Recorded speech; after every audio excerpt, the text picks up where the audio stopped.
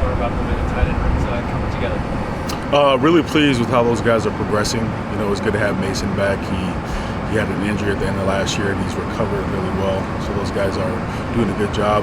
There's good competition going on, and I'm pleased with how these guys are progressing. One of the guys that you kind of got to know in terms of how good he could be is Taimani in spring.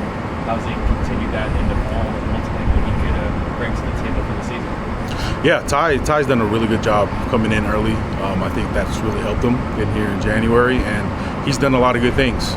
There's still a lot of things he needs to work on, but he's a guy that's definitely learning from the older guys, and he has a lot of qualities in himself that I think a lot of guys can learn from, which is being a young guy and learning fast, being a sponge.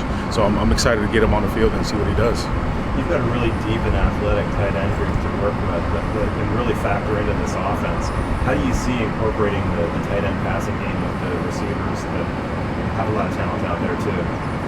You know, I think the biggest thing about having tight ends is that they can do a lot of things, block and pass or route running.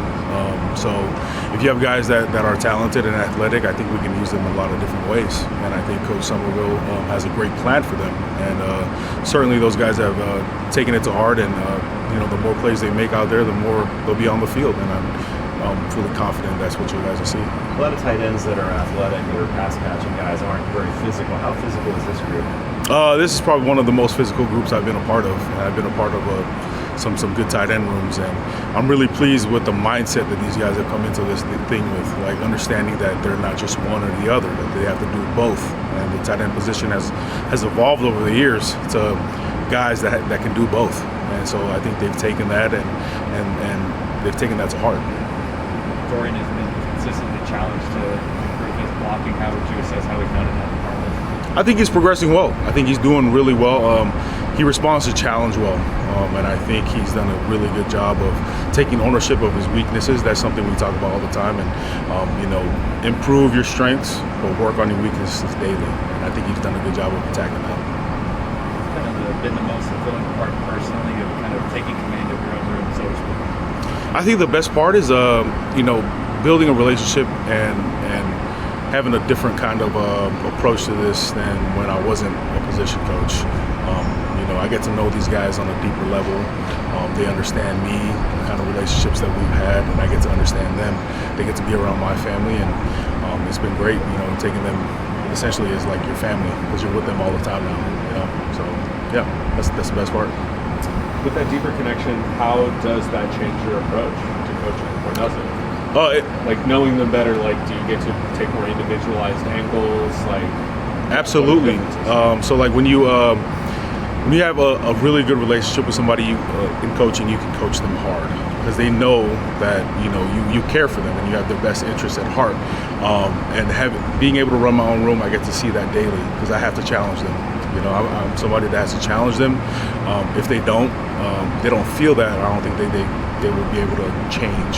So having that different type of approach allows me to, you know, dig in deeper with these guys for sure. Right, like you might not need to explain the why because they've seen the whys. No question. Say the thing.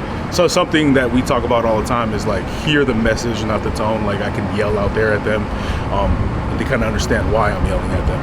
Right, I treat them like grown men. But they know when something needs to get done, you got to kind of emphasize a little bit more. And they understand that. They don't take it to heart, which is great. What intrigues you most about the way you and Jordan have kind of collaborated together to see how your position will get used on offense? Yeah, so me and Jordan have a relationship going back to Oregon. We started together there, and then he went off and did his thing at Tampa Bay, and I was at Oregon the last 4 years. And it's pretty cool to come back with somebody that you trust, and trust, because you've been in the trenches together. We started together as analysts, and now we're getting to work together here at Cal and try to do this thing right. He's just like the players. I have trust and love for Jordan. And so, like, when you have that, you can work together to build something great because the guy that you're working with, has your back, and I have his back. Do you have some quick notes on what skill sets stand out about each of your top 4 or 5 guys? Yeah, for sure. I think our athleticism. Athleticism is really high right now. And individually? Individually, Taimani is somebody who's I would say advanced for his age. He's somebody that's I haven't seen too many people like him. Mason is just his ability to take in information.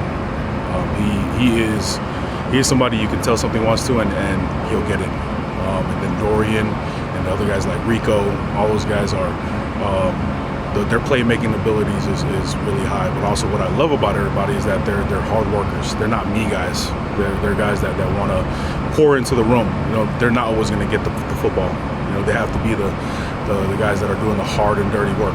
So that's what I love about them.